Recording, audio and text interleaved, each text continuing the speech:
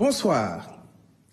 À l'issue de sa tournée économique dans la région de Saint-Louis, les 12 et 13 juin, le président de la République, son Excellence Bassirou Diomaye Diakhar Faye, a adressé ses vives félicitations aux populations et aux acteurs locaux pour leur mobilisation exemplaire.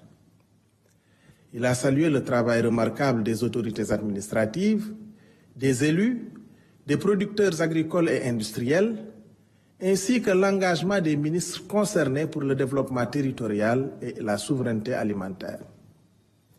Le chef de l'État a insisté sur la nécessité de faire de la vallée du fleuve Sénégal un pôle agricole national prioritaire avec des actions ciblées. Modernisation des infrastructures, maîtrise de l'eau, mécanisation agro-industrie, soutien accru aux filières stratégiques, riz, tomates, oignons, pommes de terre, biocarburants et sucre, et équilibre entre agriculture familiale et agrobusiness pour une gouvernance foncière juste et durable.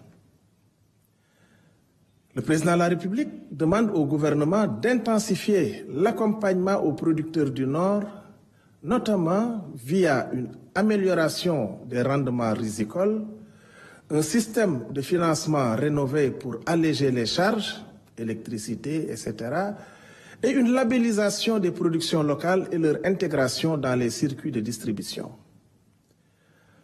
Le chef de l'État a également souligné l'urgence d'une réforme foncière consensuelle, capitalisant sur les travaux de la Commission nationale de réforme foncière pour sécuriser les exploitations agricoles, faciliter l'accès à la propriété et au crédit et optimiser la gestion du domaine national avec une cartographie précise et une prévention des conflits.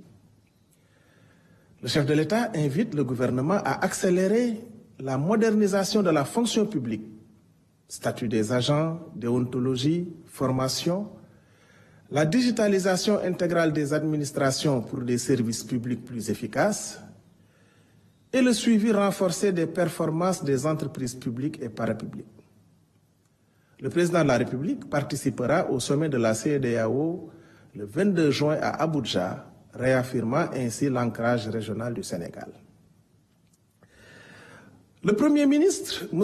Ousmane Sonko, quant à lui, a rappelé l'engagement résolu du gouvernement à honorer le mandat confié par le peuple souverain en mars 2024. Un mandat de transformation profonde de nos politiques publiques. Pour y parvenir, des réformes structurelles majeures sont engagées, pilotées depuis la primature selon 4 principes clés. Premièrement, un cadrage rigoureux. Chaque réforme sera guidée par des termes de référence précis. Deuxièmement, une approche inclusive. Toutes les parties prenantes seront associées tout au long du processus. Troisièmement, des priorités claires. L'accent est mis sur les réformes liées à l'agenda national de transformation. Et quatrièmement, un pilotage efficace pour garantir les résultats dans les délais impartis. 3 chantiers prioritaires illustrent cette ambition. Un environnement des affaires modernisé, révision des codes fiscaux et douaniers, réforme de la commande publique et un nouveau code des investissements pour attirer les capitaux étrangers et soutenir nos champions nationaux. Une administration performante et transparente, digitalisation, accès à l'information et une fonction publique recentrée sur les besoins des citoyens, fondée sur la probité et la redevabilité.